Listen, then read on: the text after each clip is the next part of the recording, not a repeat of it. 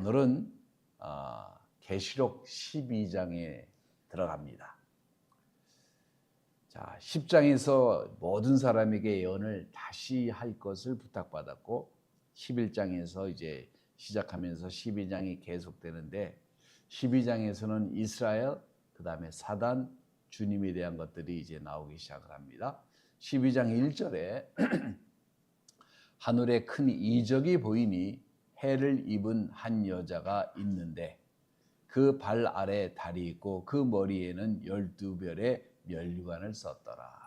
자, 이 여인이 누구일까요? 이 여인을 보려면 구약을 알아야 됩니다. 구약에 요셉이 꿈을 꾸는데 어떻게 했냐면은 이 요셉의 아비에게 자기의 꿈을 이렇게 얘기를 합니다. 얘기를 하는데 형제들이 이 꿈을 듣고 화를 내요.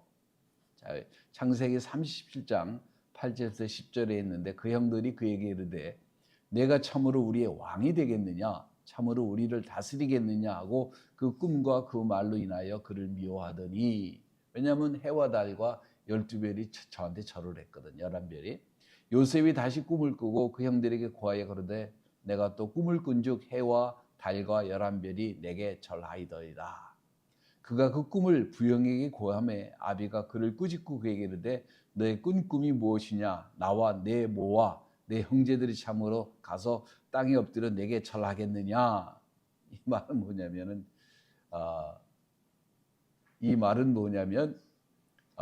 이 여인에게, 이 여인은 무엇이냐면 이스라엘을 말하는 겁니다.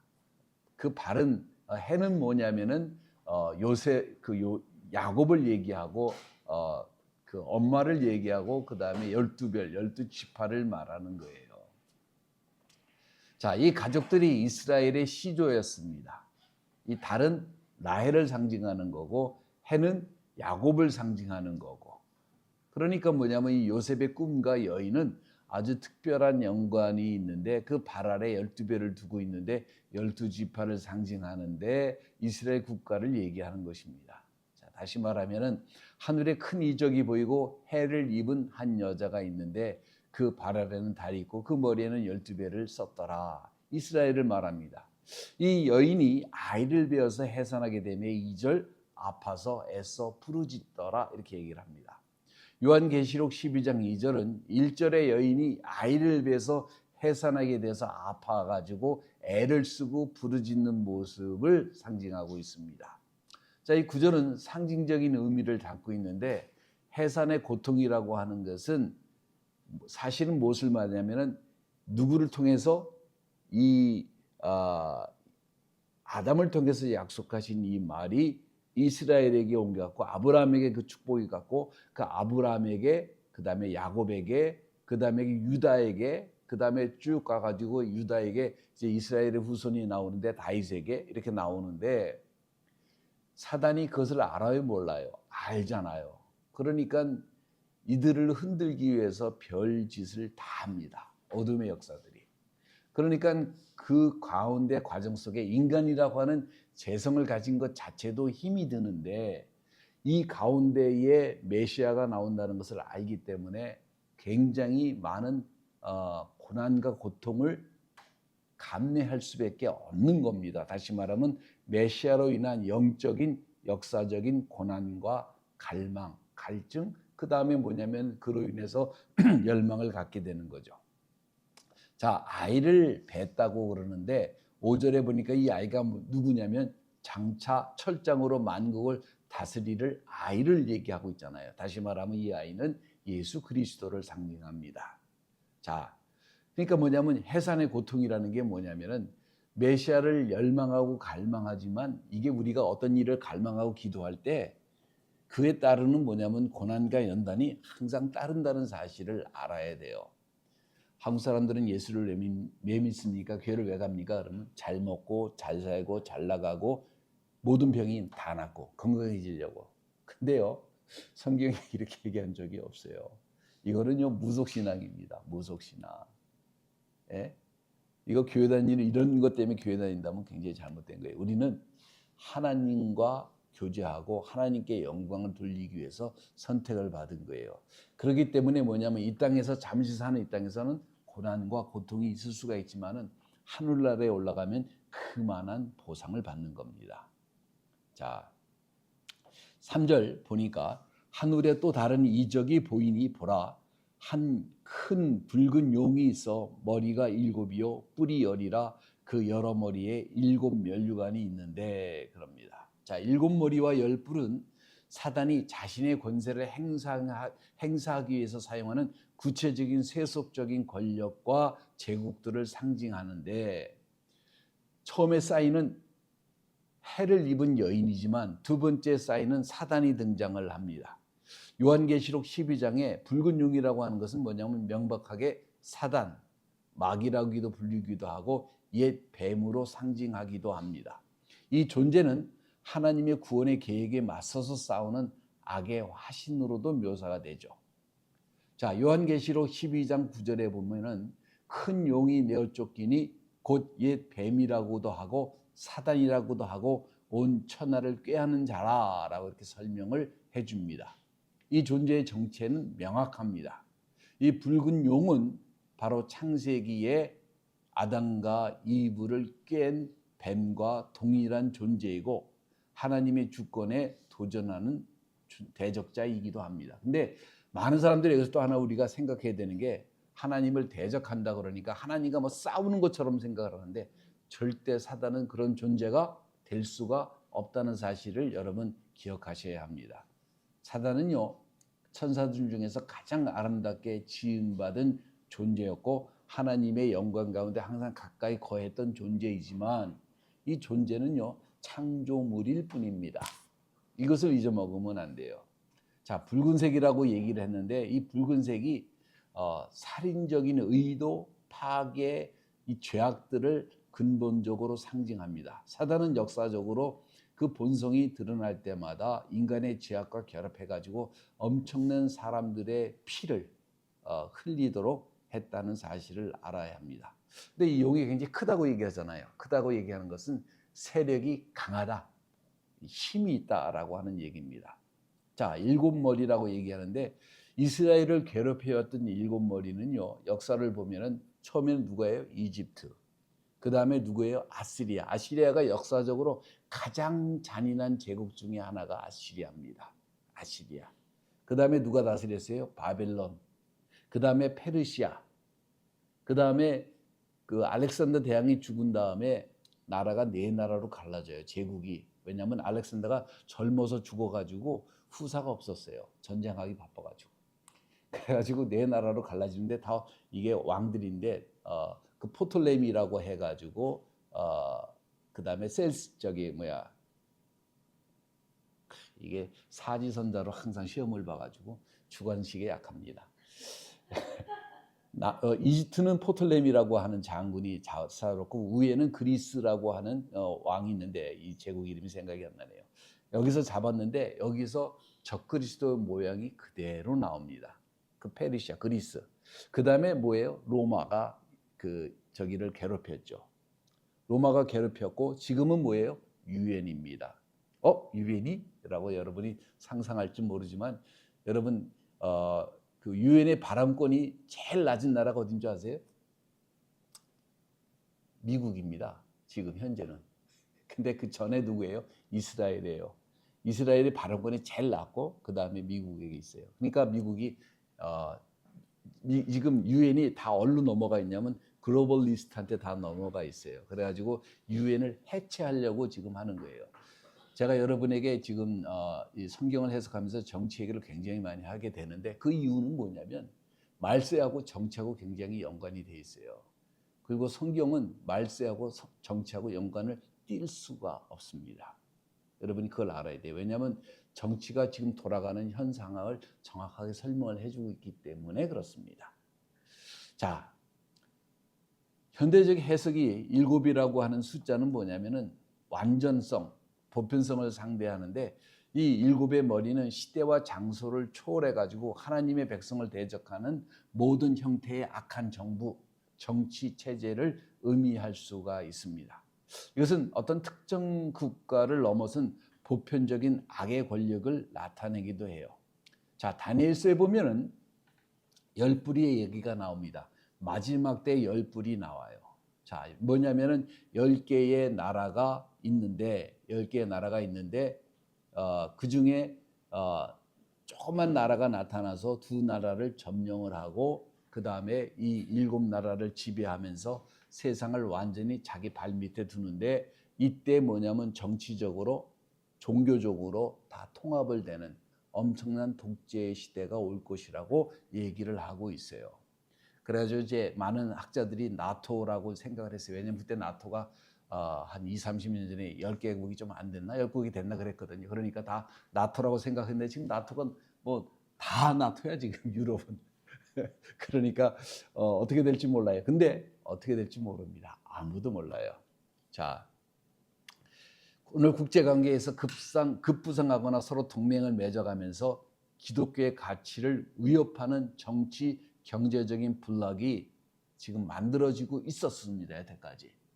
그리고 사실은 뭐냐면 칩을 뭐 이렇게 사람에게 인식해서 표를 받게 하는 것도 사실은 성경에 다 있는 얘기지만 그게 옛날에는 굉장히 불가능하다고 생각했는데 지금은 다 가능해요. 그죠?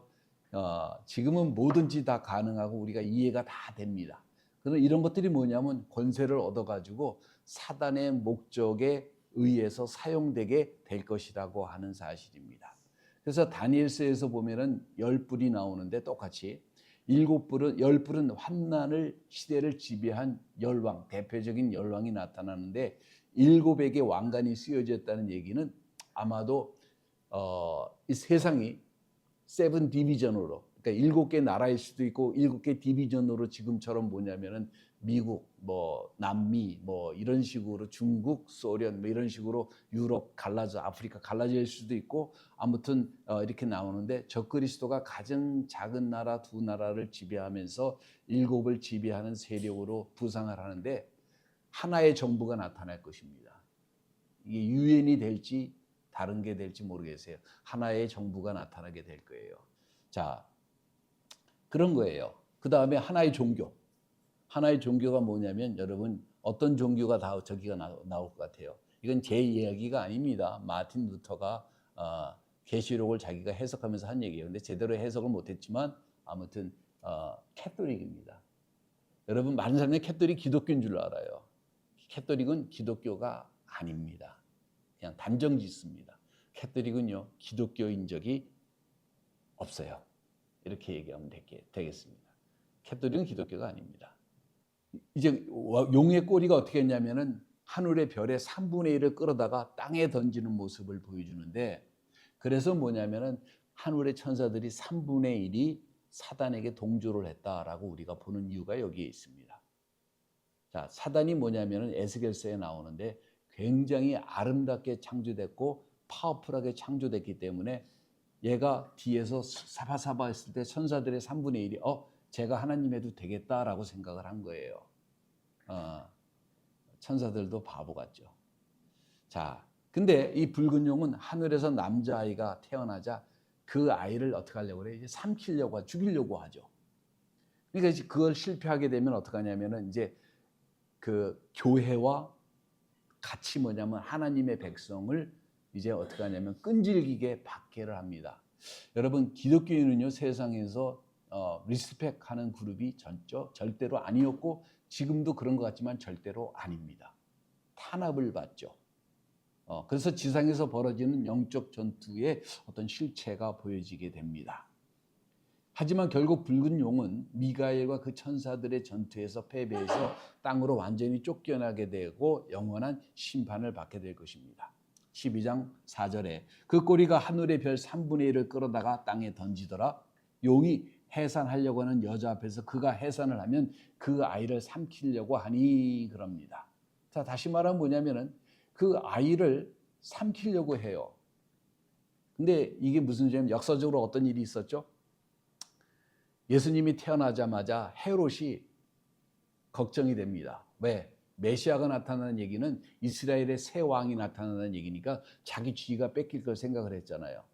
그래서 2살 이하의 아이들은 다 죽입니다. 그러니까 동방 박사가 예수님이 태어날 때 마구간에 간 거는 거짓말이고 그거는 아니고 한 2년이 걸린 거예요. 근데 얼마나 헤롯이 잔인했냐면 자기 아들 중에 2살 밑에 있는 아이가 있었어요. 그 아이도 죽입니다. 권력은요 자식하고도 못 나눠요. 그 아이도 죽입니다. 그리고 2살 아이들을 다 죽여요. 왜? 메시아를 죽이려고 하는 인간의 헤롯이라고 하는 악한 인간 뒤의 역사는 사단의 역사와 이게 합쳐진 거죠. 예. 그 다음에 메시아를 얼마나 죽이려고 했어요. 여러분 잘 생각해 보세요. 아담이 범죄한 이유가 뭐겠어요? 바로 이런 이유가 있는 거예요. 인간이 타락한 이유는 바로 사단의 역사입니다. 아브라함에게 자식이 안 생겨. 왜? 누군가 계속 막지 않았겠어요? 그 다음에 유다가 며느리하고 자가지고 자식을 낳는 일이 벌어지는데 그 과정을 보면은 어둠의 세력이 개입을 한 거라고 저는 봅니다. 다윗이 범죄한 것도 다윗에게 하나님이 어떤 약속을 주셨어요? 다윗의 후손이 메시아가 나올 것을 약속을 해 주십니다. 그러니까 다윗을 또 흔들어 가지고 많은 문제가 일으키게 합니다. 그런 거예요. 자, 계시록 12장 4절은 사단의 거대한 세력과 그의 핵심 목표가 하나님의 구원자이신 예수 그리스도를 파괴하려고 했던 것을 분명하게 보여줍니다. 가인이 그 형제 아벨을 죽인 것, 노아의 아들이 타락한 것, 뭐 이런 게 다 사실은 들어가는 거죠. 그죠? 예수를 거부하고서 예수를 죽이려고 들었던 사람들, 십자가에 매달린 사건, 그 십자가에 매달려 있는데 강도가 끝까지 조롱을 하고 주변 사람들이 끝까지 조롱하고 왜? 네가 메시아이거든. 너부터 구원해봐. 굉장히 그럴듯한 말이잖아요. 그런 말 들으면 얼마나 열이 받겠어요. 막 사랑으로 십자가를 대신해서 죽을래다 저 같으면 뛰쳐가서 저놈부터 먼저 그러고 싶을 것 같아. 베드로가 어떻게 울면서 그 사랑하는 제자가 그리하지 마옵소서 십자가 진대니까. 그러니까 뭐라 그래요? 예수님이 사단아 물러가라. 베드로가 아니에요. 베드로 뒤에서 역사했던 사단이 있었던 거예요. 그러니까 뭐라고 예수님이 사단아 내 뒤로 물러가라. 너는 나를 넘어지게 하는 자로라. 이게 예수님이 얘기를 하시잖아요. 갑자기 베드로가 고백을 했을 때는 네 믿음의 반석의 교회를 세우겠다고 하더니 갑자기 사단이라고 그래요. 똑같은 데서. 그 이유는 뭐냐면 뒤에 어둠의 역사가 그 순간을 파고들어서 예수님의 감정을 좋았겠어요? 예수님이 십자가를 지시는 게 뭐 즐거워서 지신 게 아니에요. 그죠? 굉장히 힘들으셨어요. 왜? 그 거룩하신 하나님이 인간의 모든 그 싼똥을 다 짊어지는 거예요. 쉽게 얘기를 하면. 인간이 얼마나 간악합니까? 지금 중국 정부가 하는 짓을 보세요. 얼마나 잔인하고 간악합니까? 그러니까 그런 인간의 모든 죄, 캐톨릭에서 하는 짓을 보세요. 역사적으로. 얼마나 잔인한지 모릅니다. 교활하고. 근데 그런 걸 다 자기가 짊어지고 돌아가시려고 하시는 건데 그걸 못하도록 감정적으로 타치하는 거죠. 제가 예수님도 싫은데 울면서 그러하지 마옵소서. 그러면 뭐예요? 자, 바로 그런 것들입니다. 심지어는 옆에 있는 강도마저도 네가 메시아거든 증명해봐. 이런 조롱, 다 이런 겁니다. 자, 12장 5절에 여자가 아들을 낳으니 이는 장차 철장으로 만국을 다스릴 남자라 그 아이를 하나님 앞과 그 보좌 앞으로 올려가더라. 자, 이분이 나오셔가지고 어떻게 했어요? 바로 십자가에 죽으신 다음에 부활하셔가지고 천국으로 올라갔잖아요. 그죠? 철장으로 다스린다고 하는 이야기는 바로 시편 2편 9절의 메시아의 예언을 직접적으로 인용한 글입니다.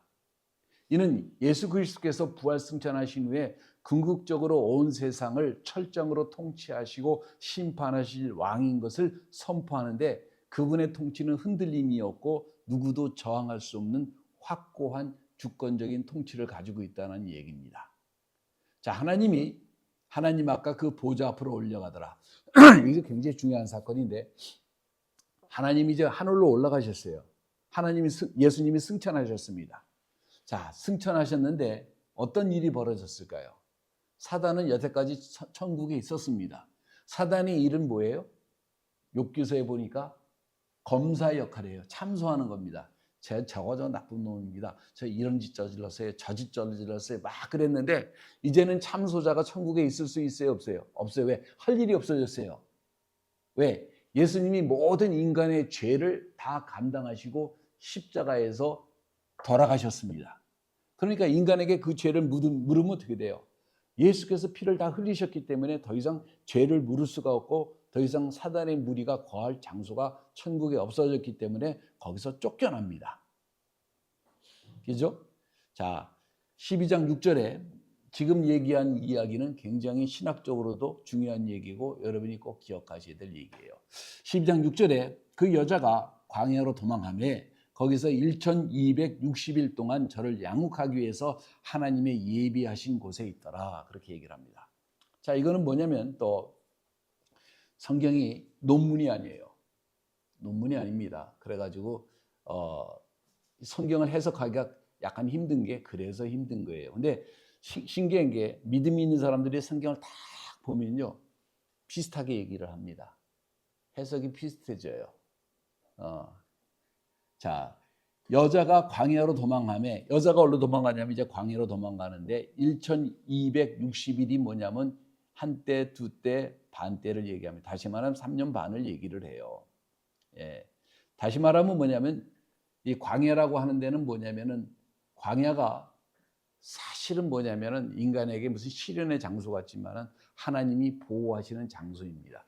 이스라엘이 원하기는 어디 들어가길 원했어요? 가나안에 들어가기를 원했어요. 근데 하나님께서 이스라엘을 어디로 인도하셨어요?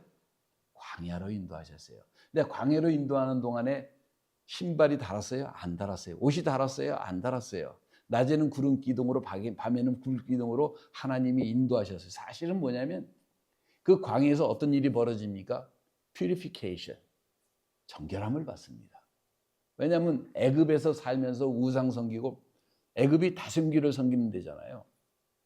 다심기를 섬기면서 우상을 섬기면서 막 살아가다가 하다못해 바리도 신이고 모기도 신이고 다 신이에요. 다 신. 거기는 하나님이 10가지 재앙으로 내린 것들은 다 애굽 사람들이 신으로 섬기는 존재들이었어요.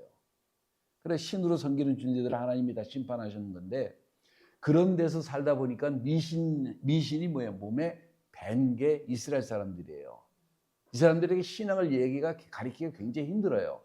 근데 모세가 그걸 가리키고 하나님 법을 가리키는데 거기서 뭐예요? 세상에 있는 게 아니라 광야에 있으니까 이 사람들이 그래도 안 되는 거예요. 근데 누가 해요? 그 후손들은 그때부터 정결해지기 시작을 하는 거예요. 믿음이 생겼어요. 근데 금방 버리죠. 그것도. 세상에 힘이 센 것 같아요. 거기서 도망을 해가지고 뭐냐면은 1260일 동안 다시 말하면 42개월 다시 말하면 3년 반 동안에 하나님께서 그분의 백성을 보호하시겠다고 하는 얘기를 합니다. 아마도 이 박해받는 게 뭐냐면 7년 계약을 맺는데 3년 반 동안은 이스라엘에게 이제 신으로 영접을 받은 3년 반 동안은 좋은 사람인 척합니다. 근데 점점 깨닫는 사람들은 이제 눈치 빠른 사람들은 먼저 깨닫기 시작을 해요. 이 사람이 메시아인데 이상한데 그러다가 3년 반이 딱 지나면은 터놓고 자기가 적그리스도처럼 사람을 죽이기 시작을 합니다. 특히 유대인들을. 근데 이 환난 중간 기간에 성전이 더럽히면서 이제 하는데 뭐라고 그랬냐면 그래서 마태복음 24장에 유대인 남은 자들은 도망가라고 그러는 이유가 바로 여기 있는 것입니다. 근데 여자가 광야로 도망가는데 그 도망가는 장소가 어딘지 아세요? 요르단에 있는 페추라라고 하는 장소입니다. 여러분 여행 좋아하시는 분들은 아마 관광지로 가보셨을 수도 있어요. 이 페추라라고 하는 장소는 출입구가 안 가봤습니다. 저는 출입구가 단 한 군데예요. 근데 환난 기간 동안 살 수 있는데 안으로 들어가는데 공간이 엄청나게 넘습니다. 아주 좁은데 그 안에 엄청나게 공간이 넓어요. 그래가지고 이스라엘 수상 라빈이 1995년도에 그 아내하고 그 자기 나중에 후손들이 도망갈 수 있는 페추라를 방문하기도 합니다. 자, 요르단에서 이스라엘 국민의 관광을 입국을 해요. 그래서 한 해에 1,400여 명 정도가 날마다 간다고 해요. 뭘 보기 위해서? 페추라를 보기 위해서. 그 데드시라고 하는 광야 남쪽에 20마일에 산악지대에 있는 도시인데 원래는 에돔 사람들이 기원전 500년 전부터 거하던 장소인 것입니다. 자, 지금도 접근하기가 힘들다고 그래요. 자, 12장 7절에 하늘에 전쟁이 있으니 미가엘과 그 천사 사자들이 용으로 더불어 싸울세 용과 그 사자들도 싸우나. 자, 이제 하늘에서 이제 뭐냐면은 영적 전쟁이 벌어집니다. 영적 전쟁이 벌어지는데 사단이 더 이상 하늘에서 할 일이 없어지니까 근데 가라 그러면 가겠어요? 안 가니까 뭐냐면 이제 누구하고 싸우느냐면은 미가엘하고 싸웁니다. 자, 미가엘은 누구냐면은 원래 히브리 말로 큰 군주 이런 말입니다. 누가 하나님과 같으랴 이런 말이에요. 누가 하나님과 같으랴. 다시 말하면 뭐냐면은 이 미가엘은 어떤 천사냐면은 이스라엘을 보호하는 천사로 알려져 있습니다. 다니엘서 12장 1절에 그때 네 민족을 호위하는 큰 군주 미가엘이 일어날 것이요 또 환난이 있으리니 이는 개국 이래 그때까지 없었던 환난일 것이며 그때 내 백성 중에 무릇 책에 기록된 모든 자가 구원을 받을 것이라. 마지막 때를 지금 얘기하고 있잖아요. 그러니까 마지막 때에 큰 전쟁이 또 한 번 일어나야 될 것입니다. 자, 용과 그 사자들은 뭐냐면은 다시 말하면 사단과 그 추종한 타락한 3분의 1의 천사 중에 3분의 1의 천사를 말하겠죠. 자, 여기서 뭐냐면은 그 천국에서 더 이상 사단은 거할 것이 없기 때문에 예수께서 부활하신 다음에 바로 이제 쫓겨났고 쫓겨나면서 어떻게 되냐면은 이 선과 악의 싸움, 치열한 싸움이 일어나는데 그 치열한 싸움이 되는 이유 중에 하나는 뭐냐면 인간이 중간에 껴있기 때문에 그래요. 싸움 자체야 뭐가 어렵겠어요. 근데 하나님께서 뭐예요? 예수님께서 원하신 것은 한 사람이라도 더 구원하시기를 원하시는 마음이 있는 거예요. 자, 이 싸움은 결코 동등해가지고 한쪽이 치고받고 뭐 권투하듯이 한 대 얻어맞으면 한 대 때리고 이런 싸움이 아니라 하나님께서 마지막 때까지 그 심판을 보류하시면서 이들을 막아내면서 하시는 싸움인 것을 알아야 합니다. 자, 사단에게는 여러 가지 이름이 있어요. 사단의 가장 큰 특징 중에 하나가 뭔지 아세요? 여러분 지금 나쁜 짓을 하는 사람들을 보세요. 정치인들 중에서 나쁜 사람들을 보세요. 그들의 특징이 한 가지가 있습니다. 거짓말을 잘해요.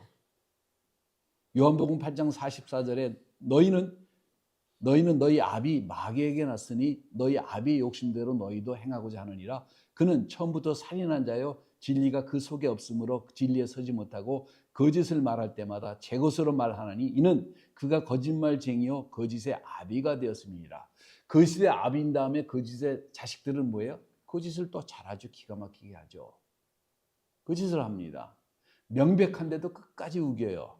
자, 또한 뭐냐면 마태복음 9장 33절에 보면 바리새인들이 가로되 저가 귀신의 왕을 빙자하여 귀신을 내어주다 한더라. 뭐에 귀신의 왕이라고도 그럽니다. 이 귀신이라는 게 죽은 사람이 되는 귀신이 아니에요. 번역이 잘못됐는데 데브를 말합니다. 데브. 예. 자, 세상의 왕이라고 그래요. 요한복음 12장 31절에 이제 이 세상의 심판이 이르렀으니 이 세상의 임금이 쫓겨나리라. 예수님이 지금 땅에서 하신 말씀이에요. 올라가면 이제 어떻게 하겠다고? 이제 세상 왕을 쫓겨나겠다고 얘기를 하는 거예요. 공중 권세 잡은 자라. 에베소서 2장 2절에 그때 너희가 그 가운데 행하며 이 세상 풍속을 쫓고 공중의 권세 잡은 자를 따랐으니 곧 지금 불순종의 아들들 가운데서 역사하는 영이라. 고린도후서 4장 4절에 세상 신이라. 그 중에 이 세상 신이 믿지 않은 자들의 마음을 혼미케 하여 그리스도의 영광의 복음을 광채에 비치지 못하게 함이니 그리스도는 하나님의 형상이니라. 이렇게 얘기를 합니다. 자, 다시 말하면 뭐냐면 이들은 하늘에서 이제 있을 곳을 얻지를 못해가지고 12장 8절에 이기지 못하여 다시 하늘에서 저희의 있을 곳을 얻지 못한지라. 그러므로 뭐냐면 이제 땅으로 쫓겨나갑니다. 영적 전쟁의 결과입니다. 12장 9절에 큰 용이 내어 쫓기니 옛뱀 곧 마귀라기도 하고 사단이라고 하는 온 천하를 꾀하는 자라 땅으로 내어 쫓기니 그 사자들도 저와 함께 내어 쫓기느니라 그렇게 얘기를 합니다. 이제 큰 용이 하늘에서 이제 완전히 전쟁에서 패서 있을 곳이 없어가지고 쫓김 내림을 당합니다. 창세기 3장에서 하와를 유혹하고 인류를 타락하게 만든 이 존재가, 거짓말로 사람을 미혹하는 이 존재가 기만적인 본성, 그의 오랜 역사를 얘기하는데 마귀라기도 하고 사단이라고 하기는데 두 가지 큰 속성이 있습니다. 마귀는 히브리 말로 디아볼로스라는 말에서 유행됐는데 고발자, 비방자 이런 것입니다. 밤낮 없이 하나님 앞에서 신자들을 고발하고 비방하는 역할을 그동안 해왔던 것입니다. 자, 사단이라고 하는 말은 대적한다는 얘기예요. 대적자. 왜 대적자를 이제 성경에 나오는데 적그리스도 그러냐면은 사실은 그의 말이 뭐냐, 엔타이 크라이스트를 말합니다. 크라이스트는 기름 부음 받은 자인데 적그리스도라는 거예요. 반대한다는 얘기예요. 반대한다는 얘기입니다. 다시 말하면 뭐냐면 기름 부음 받고 하나님을 대적하는 존재를 말하는데 이게 뭐냐면은 바로 그룹이에요. 그룹 중에 한 명이었습니다. 천사의 그룹 중에 한 명. 우리가 4명 알잖아요. 그죠? 원래는 덮는 그룹이었어요. 보좌를 덮어 있는 그룹이었어요. 에스겔서에 나옵니다. 나중에 뭐 얘기할 때가 있겠죠. 자, 온 천하를 꾀하는 자라. 자, 이 사단은 거짓말과 기만으로 해가지고 사람들을 다 자기 소욱으로 만들려고 하는 거예요. 택한 자, 받은 자들까지도 속여내가지고 속아가지고 하나님으로부터 멀어지게 하려고 하는 것이 이 자의 원하는 것입니다. 자, 그래서 다 내어 쫓깁니다. 다 이제 뭐냐면은 다시 말하면 악의 근원이 이제 뭔지 성경에서 악의 근원은 이런 것이라고 얘기는 안 했지만 바로 악의 근원을 얘기를 해주면서 영적 현실적인 것은 뭐냐면 그리스도의 눈에는 보이지 않지만 사람의 눈에는 강력한 영적인 대적과 끊임없는 전투를 우리 믿는 사람들은 진리를 사수하기 위해서 해야 되고 있다는 사실을 경고하고 있는 것입니다. 근데 하나는 뭐예요? 궁극적으로 사단은 하늘에서 추방되는 것처럼 이미 패배는 결정적인 것이고 패배는 이미 정해진 것이고 영원한 심판을 받게 될 것이라는 사실이에요. 이것이 우리의 소망입니다. 12장 10절에 또 내가 또 들으니 하늘에 큰 음성이 있어 가로되 이제 우리 하나님의 구원과 능력과 나라와 또 그의 그리스도의 권세가 이루었으니 우리 형제들을 참소하던 자 곧 우리 하나님 앞에서 밤낮 참소하던 자가 쫓겨났고 이렇게 얘기를 합니다. 이제 쫓겨났다는 거예요. 다시 말하면 언제 쫓겨났다고 그랬죠? 예수님이 부활하신 다음에 쫓아낸 거예요. 자, 이제 뭐냐면 더 이상 우리를 참소하던 자가 없어지는 것입니다. 참소하는 자라고 하는 얘기는 히브리 말로 카테고로스라고 하는 말인데 고발자, 비방자를 말합니다. 그러니까 사단은 끊임없이 하나님의 백성의 죄를 허물을 들추어내가지고 하나님 앞에 정죄할 뿐만 아니라 사람들 앞에 정죄하게 하고 거기다 거짓말을 항상 더합니다. 그래서 말이 돌다 보면 하나하나 말이 돌아가면 말이 점점 달라져. 처음에는 봤다가 죽였다가 뭐 가족 다 죽이고 나라를 죽이기도 하고 이렇게 건너가는 거예요. 그러니까 밤낮 참소를 하는 거예요. 이게 뭐냐면은 사단의 역할입니다. 자, 이게 우리에게 큰 안위를 주는 건 뭐냐면 우리는 뭐예요? 참소하는 자가 없어요, 더 이상. 우리에게 정죄를 하나님이 하시지 않는다는 겁니다. 이제 사단이 더 이상 우리를 고발하지 않는 것은 그리스도의 보혈로 우리의 죄가 완전히 씻겼기 때문에 우리는 더 이상 죄책감이나 정죄함에 얽매일 필요가 있다 없다? 없다는 것입니다. 과거에 우리가 실수할 수도 있어요. 현재 실수할 수도 있어요. 근데 우리의 잘못된 모든 것보다 보혈의 피가 훨씬 더 강력합니다. 어떠한 죄악을 저질렀던 건 그 죄악보다도 하나님의 보혈의 피가 월등히 더 강력합니다. 그러니까 용서함 받을 수가 있는 것이고 누구도 그것을 통해서 손가락질할 수 없고 정죄할 수가 없다는 사실입니다. 이것이 우리로 하여금 엄청난 안위를 가져다 줍니다. 여러분 정신병원에 가면요 거의 대부분이 가보셨어요? 샤워를 합니다.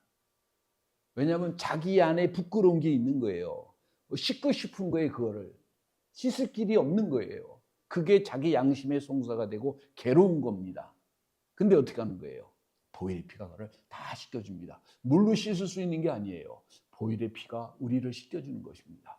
그것을 믿는 그 믿음이 우리를 정죄에서 자유롭게 하고 우리를 영혼이 자유로워지게 되는 것입니다.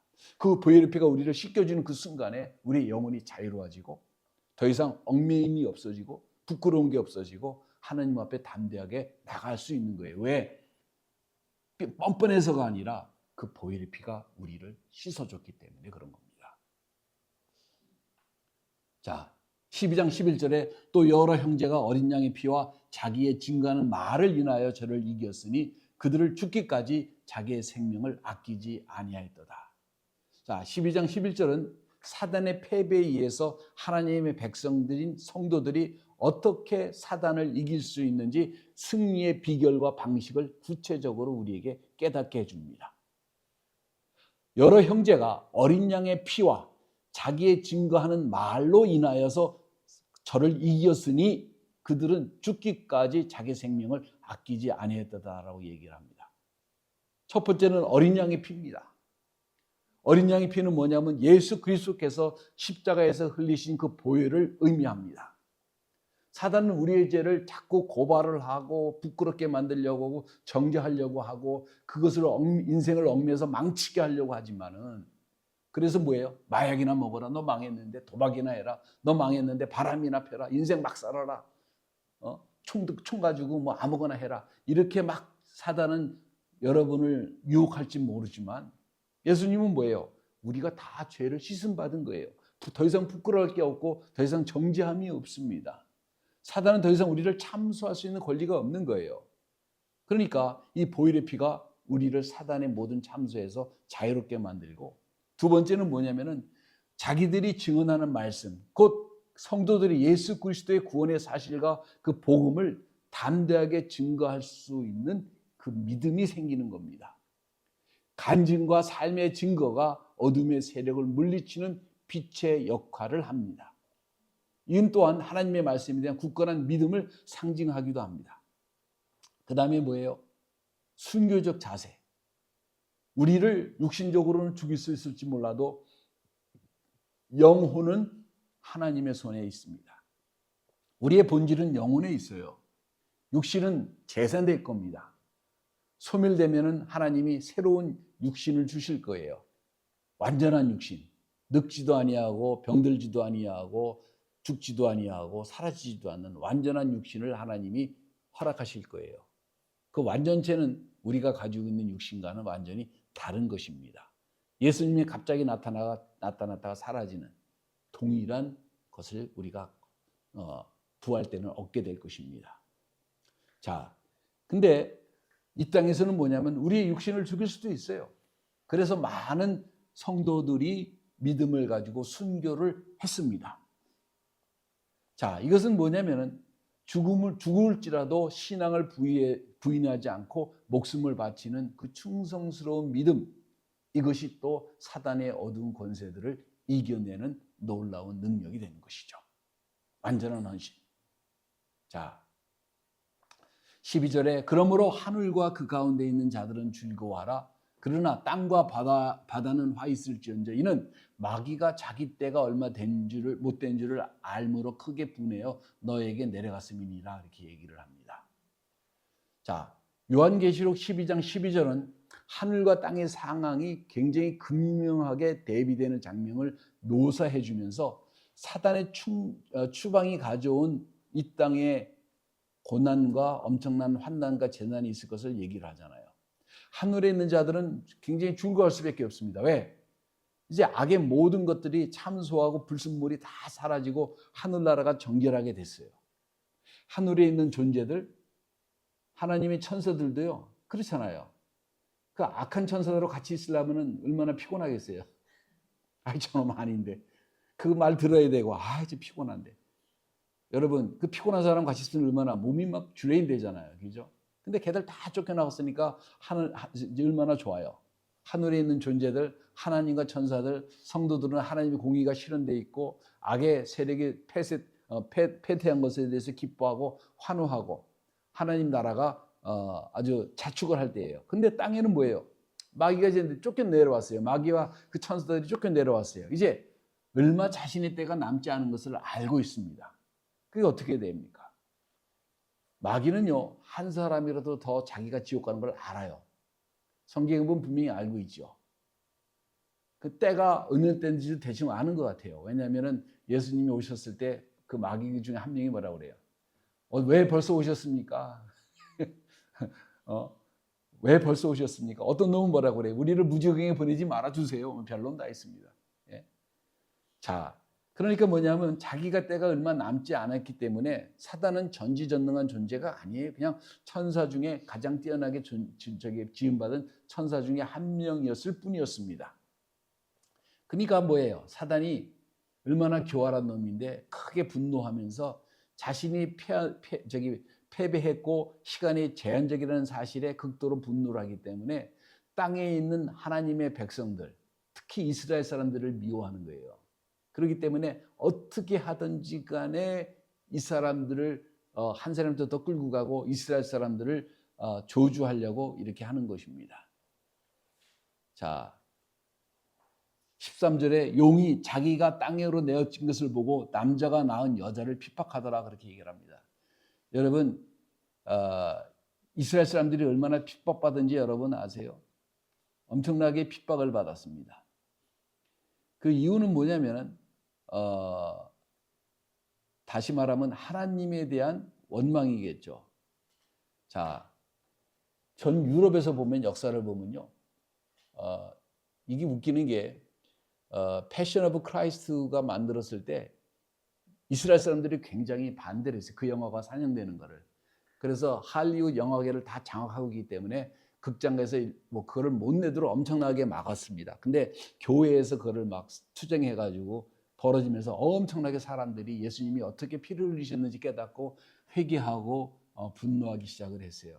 근데 이스라엘 사람이 죽은 게 아니에요. 예수님이 이스라엘 사람의 힘이 없어 죽은 게 아니잖아요. 그분은 하나님이시잖아요. 그분은 우리 죄 때문에 스스로 자기의 생명을 버리신 거예요. 근데 그게 없으니까 무서운 거예요. 그걸 모르니까. 근데 왜 그랬냐면 역사적으로 보면요, 한 번도 유대인들이 교회에 대해서 환영한 적도 없지만 엄청난 박해를 교회에게 했을 뿐만 아니라 그로 인해서 유럽에서는요, 오히려 유대인들에게 엄청난 학대를 많이 했습니다. 뭐 여러분이 다 아는 홀로코스트. 중세 시대에는 유대인들에게는요, 특별한 세금을 부과한 거 아세요? 유대세가 있었어요. 유대인세. 중세 여러분 개토 그러잖아요. 개토. 어려운 사람들이 모여 사는 곳을 뭐라 그래요? 개토라고 그러잖아요. 개토라고 그러잖아요. 한국말로. 근데 이 개토가 얼마나 웃기냐면 누가 살던 데인 줄 아세요? 유대인들이 사는 곳을 개로라고 합니다. 개토라고 그래요. 중세 시대 때 유대인들이 여기서 살아 그래서 다 이렇게 선을 그어놨어요. 거기서 못 나오게 하는 거예요. 나올 때 다 통행증 받고 나오고 들어가고 거기서 사는 거예요. 개토에서. 1492년에 스페인이 뭐냐면은 정권을 잡자마자 유대인들을 다 추방시킵니다.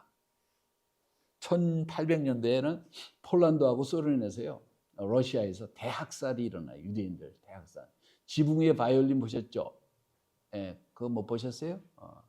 지붕 위의 바이올린 보면은 소련 사람, 그 유대인들이 거기 많이 살았는데 거기서 박해받아가지고 쫓긴당한 이야기가 지붕 위의 바이올린 이야기입니다. 뿐만 아니라 기독교인들을 그렇게 탄압을 해요. 여러분, 캐톨릭에서 이단이다라고 정죄해서 죽인 집단이 엄청나게 많은데 대부분 다 캐톨릭보다 나아요. 훨씬 나은 자들입니다. 믿음에 있어서 앞선 자들이고 하나님을 사랑했던 자들입니다. 스페인 종교재판이라는 게 있어요. 유명한 것입니다. 스페니시 인퀴지션이라는 데인데 이단 색출을 목적으로 수많은 사람들이 재판을 받았는데 툭하면 화형, 찢어 죽이고 막 별일이 다 있었습니다. 이 과정에서 얼마나 많은 사람이 죽었는지 통계조차 없어요. 엄청나게 많이 죽었습니다. 프랑스에서 위그노 전쟁이라는 것이 있었어요. 캐톨릭과 개신교 간의 종교 전쟁으로 수십 년 동안 있었는데 성 바르톨로메오 축제일에 학살이 있었는데 대규모 학살이 있었습니다. 로마 정부에서 황제들에게 엄청난 기독교인들의 탄압을 받고 있죠. 근데 이게 지금 탄압이 없다고 사람들이 생각을 해요. 지금도 엄청나게 탄압을 받고 있습니다. 심지어는 미국에서 복음을 증거하면은 학교에서 복음을 증거하면 안 돼요. 기도하면 안 됩니다. 영국에서 똑같아요. 왜 유럽에 대해서 트럼프가 경고를 내린 줄 아세요? 다 머슬럼 국가가 됐어요, 지금. 그래서 머슬럼은 해도 돼요. 전도해도 되고 기도해도 돼요. 기독교가 기도하거나 전도하면 잡아갑니다. 소유죄로. 미국도 그랬어요. 지금 미국 괜찮아졌어요, 이제. 그런 겁니다. 한국도 마찬가지예요. 한국도 대학에서 복음을 증거하면 안 됩니다. 이용로 목사님이 2010년도까지인가 어디서 제가 했냐면 대학교 선교를 했습니다. 대학교 선교를 했는데 그때 교인이 한 300여 명까지 됐었는데 학생 애들이 거의 다 왔어요. 영어 뭐 한국어 하는 애들이 그 학교에 들어간 애들은 거의 다 왔는데 그 학생실에 대학교에서 학생실에 주는데 가장 한 10명 들어가는 제일 작은 방을 배정한 거예요. 근데 머슬람들이 하는 방은 제일 큰 방을 줬는데 머슬람이 그때 몇 명이 없었어요. 그래가지고 이분이 또 못 견뎌가지고 막 학교 가서 항의하고 그러는데 뭐 까딱하네. 왜냐면 그 학교가 아마 미국에서 좌파 대학으로 경제학으로 굉장히 유명한 대학입니다. 손꼽는 대학인데 그런 거예요. 알게 모르게 탄압을 여기저기서 많이 받는 거예요. 2000년 정도에 산타클라라에서 학부모들이 들고 일어났어요. 대부분 중국 사람들이 많았습니다. 왜 기독교를 학교에서 안 가르치고 기독교 가르치면 안 되는데 왜 모슬람 가르치고 불교는 가르치냐. 그랬더니 그 교육계에 있는 친구가 나서 하는 소리가 우리도 할 수 있는 게 하나도 없습니다. 예. 여러분 현실이 근데 많은 분들이 이거 현실을 모르시더라고. 이 문제예요. 이게 문제야. 사단은 하나님과 직접 싸울 수 없기 때문에 어떡합니까? 믿는 사람들에게 박해를 합니다.